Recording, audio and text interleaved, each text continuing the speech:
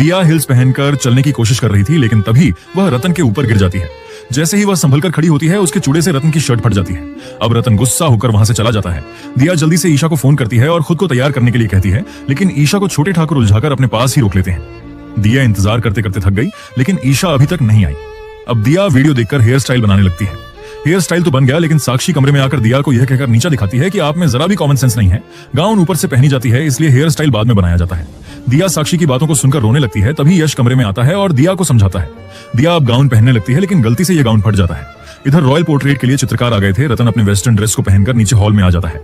तभी झुमकी साक्षी से कहती है कि दिया बाईसा आपको कमरे में बुला रही है, लेकिन रतन गुस्से में कहता है, रुकिए आप, मैं खुद जाकर देखता हूँ। रतन दिया के कमरे में चला जाता है, जिसमें दिया को अजीब कपड़ों में देखकर और भी ज्यादा गुस्सा हो जाता है और खींचते हुए हॉल में ले आता है।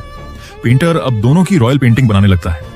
इस पेंटिंग के बन जाने के बाद कोई भी पसंद नहीं करता, लेकिन रॉयल पेंटर यह कहकर वहां से चला जाता है कि आप दोनों के बीच रिश्ता चाहे जैसा भी हो, लेकिन उम्र के तजुर्बे के हिसाब से बता रहा हूं कि आप दोनों एक दूसरे के लिए ही बने हैं। क्या दिया और रतन के बीच सब कुछ ठीक हो जाएगा? नेक्स्ट पार्ट के लिए कमेंट करें।